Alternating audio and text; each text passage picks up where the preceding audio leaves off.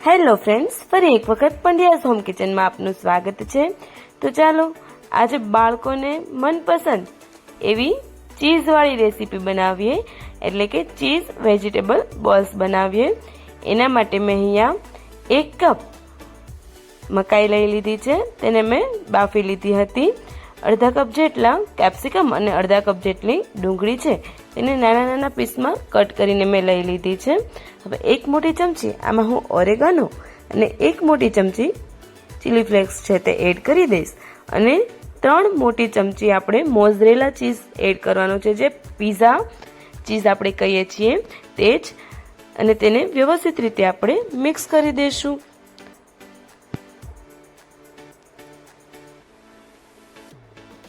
અને હા, મિક્સ થયા બાદ આપણે તેમાં થોડું એવું જ મીઠું એડ કરવાનું છે, જેથી એનો ટેસ્ટ છે તે બેલેન્સમાં રહે। તો આપણું આ મિશ્રણ છે તે રેડી થઈ ગયું છે। હવે આપણે બ્રેડ લેવાની છે। બ્રેડ છે તે મેં આ રીતે લીધેલી છે।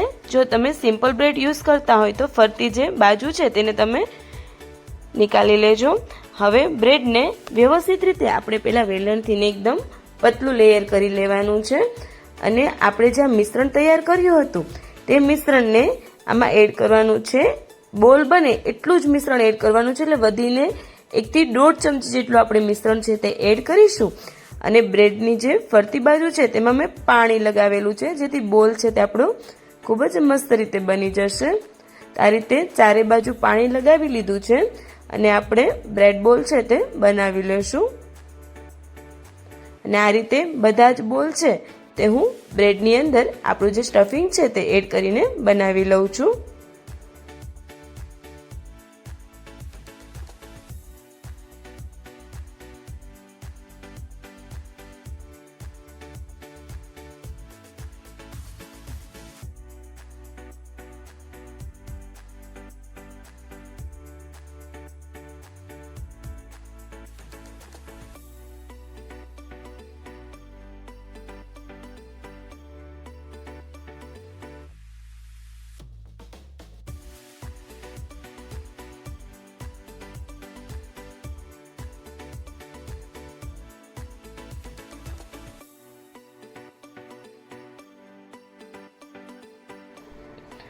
આ રીતે આપણા બધા જ બોલ છે તે બની જાય એટલી જ વારમાં આપણે પાણી છે તેને સ્ટીમ માટે રાખી દેવાનું છે 10 મિનિટ માટે।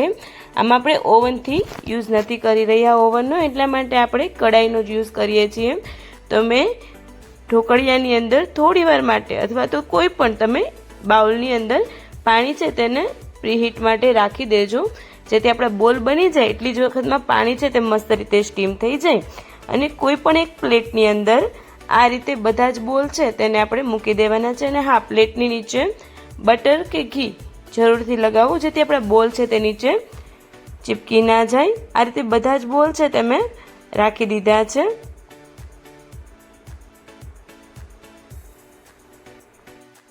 અને હવે આ પ્લેટને આપણે જે પાણી ઉકાળવા માટે રાખેલું હતું, સ્ટીમ કરવા માટે રાખેલું હતું, તેમાં જે આ પ્લેટ છે તે આપણે રાખી આપવાની છે। અને હવે મેઇન ટેસ્ટ માટે આપણે 2 મોટા ચમચા જેટલું બટર છે તેને મેલ્ટ કરી લીધું હતું અને તે લઈ લીધું છે। અને તેમાં 1 મોટી ચમચી હું ગાર્લિકની પેસ્ટ એડ કરી દઈશ। તેમાં થોડો એવો ઓરેગાનો અને ચીલી ફ્લેક્સ અથવા તો મિક્સ હર્બ્સ તમારી પાસે હોય તે એડ કરી દેજો, અને થોડી એવી કોરિએન્ડર। આ બધાને મિક્સ કરી લઈશું, અને આપણે જે બોલ બનાવેલા હતા તે બોલની બધી જ બાજુ આપણે આ જે મિશ્રણ કરેલું છે બટર ગાર્લિકનું તે આપણે લગાવી દેવાનું છે, જે તમે વિડીયોમાં આગળ જોઈ શકો છો।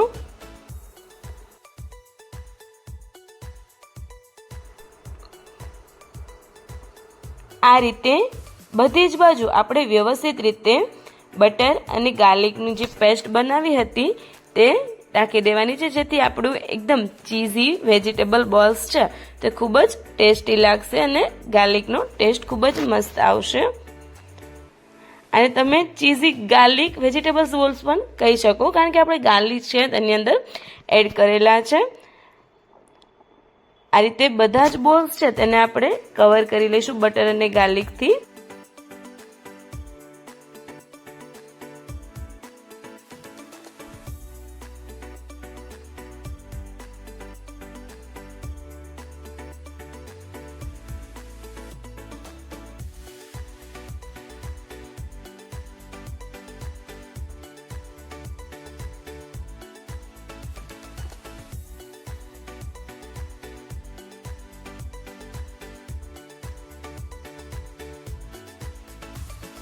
તો હવે આપણે આપણી આ પ્લેટને 5 મિનિટ માટે સ્ટીમ થવા રાખી દઈશું.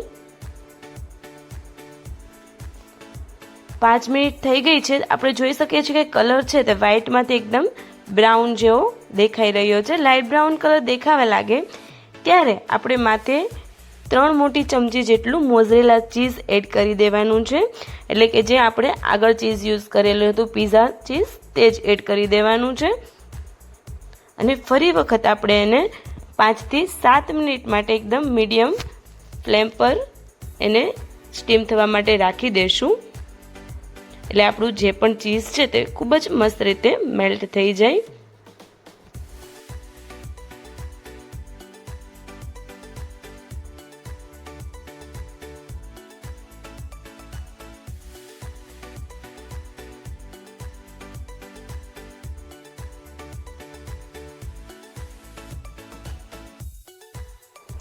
તો 7 થી 8 મિનિટ સ્ટીમ કર્યા બાદ આપણું ચીઝ છે તે ખૂબ જ મસ્ત રીતે મેલ્ટ થઈ ગયું છે અને આપણા ચીઝી વેજીટેબલ બોલ્સ છે તે રેડી થઈ ગયા છે, જેને તમે ટમેટો કેચઅપ સાથે શેર કરી શકો છો અને સર્વ કરી શકો છો. તો આ રીતે એક વખત જરૂરથી ચીઝી વેજીટેબલ્સ બોલ્સ છે તે ઘરે બનાવવાની જરૂરથી ટ્રાય કરજો. અને તમને મારી રેસીપી કેવી લાગી તેમને કોમેન્ટમાં જરૂરથી કહેજો. અમારા વિડીયોઝને લાઇક કરજો, શેર કરજો અને અમારી ચેનલને સબસ્ક્રાઈબ ના કરી હોય તો કરી દેજો.